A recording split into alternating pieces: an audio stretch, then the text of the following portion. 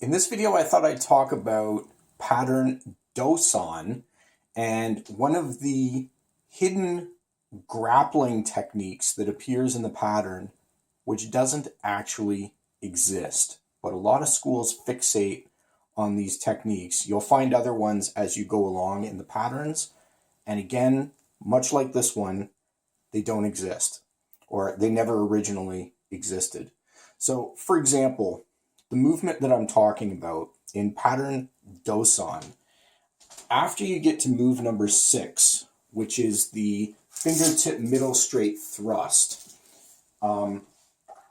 after you perform fingertip middle straight thrust, they're making the assumption in the newer books, the newer editions that come out, they're making the assumption that your wrist is being grabbed. I've mentioned this before in other videos, but that philosophy in and of itself is flawed. The idea that somebody is going to grab your wrist after you just struck them with a fingertip middle straight thrust, even if it were possible to grab somebody's hand that way when they're striking you, which is highly unlikely, the fact that you just got struck with a fingertip middle straight thrust and that hand is going to be immediately retracted after the strike means that it's not going to get grabbed. You know, you've already damaged the opponent with the strike. It's not going to get grabbed. And when you perform that strike, you strike and retract automatically afterwards. It's like you push in and then you retract the arm. So the odds that it would get grabbed in the first place are highly unlikely, but the way they describe it is doing a fingertip middle straight thrust, and then on the next technique, you're doing a back fist side strike. So here's back fist side strike. And you rotate 360 degrees into the back fist side strike. So fingertip middle straight thrust, and then a 360 rotation, and you perform back fist side strike. Now, if you continue on, eventually they show the application here. I know these pictures are kind of small, but they're showing the wrist being grabbed. Then they're showing, a little cheater step as he pushes forward, and then he goes into the back fist side strike. And I'm not sure if here it kind of shows the cheater step right here. I call it a cheater step. So if you look at the position of the feet, here's walking stance. Here's the fingertip middle straight thrust. Then they take what I call a cheater step. So you see the feet are both pivoted 45 degrees to the side. This is what they consider to be their releasing motion from the fingertip middle straight thrust. But really, one of the reasons why they're doing this is to try to make the rotation easier to get into the back fist side strike, because they perform the back fist side strike in a walking stance, as you can see right here. We perform the back fist side strike in an L stance. So there's less rotation required, and you're still getting the same effectiveness of the back fist side strike. So this intermediate step here is unnecessary. You don't need to do this. You go directly from here to here, but put this technique in an L stance on the first one. And the rotation that you get and the movement that you make when you begin your turn and come around actually gives you the perfect wrist escape by default. So in other words, you don't have to do any extra special action to try to break out of a wrist grab.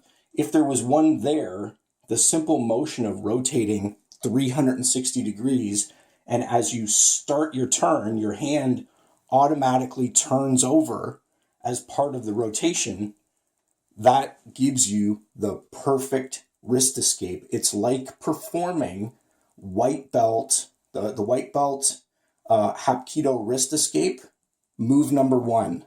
The very first technique that you learn that I learned at Chung Oh's school, and the very first technique that I teach at my school for the Hapki-Do self-defense techniques is how to escape from a wrist grab.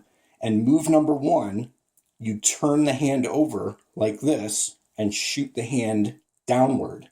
And that actually gives you a perfect wrist escape.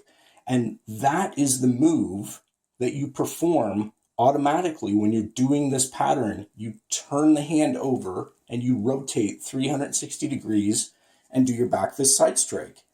And so, like I said, our philosophy, and if you go back far enough in Taekwondo, these techniques don't exist. These so-called hidden grappling techniques where somebody assumes that your hand is being grabbed. That is a broken philosophy to begin with. They don't exist. But even if it did, doing the technique we're doing it without this little cheater step and this extra unnecessary movement here actually gives you the perfect wrist escape, better than what they're doing. So the irony is they're trying to add an extra foot position here and trying to put an extra movement in to break from the wrist grab. And the way we're doing it is actually better than the way that they're doing it. And we don't even acknowledge that there is a wrist grab, and the way we're doing it is the better wrist escape. So anyway, if you go back to one of the older texts, this is from 1965. So the first book that was ever written in English on Taekwondo. And what I want you to see, so this is pattern Dosan right here. And you can see that he's rotating out and doing the back fist side strike. But if you look at move number 7, okay? So move number 6 is the fingertip middle straight thrust. They call it a right straight spear finger. So they use a lot of abbreviations in this book, but that is how they describe a fingertip middle straight thrust, okay? And they call it a front stance. We now call that walking stance. But there it is right there, a right straight spear finger. That is fingertip middle straight thrust.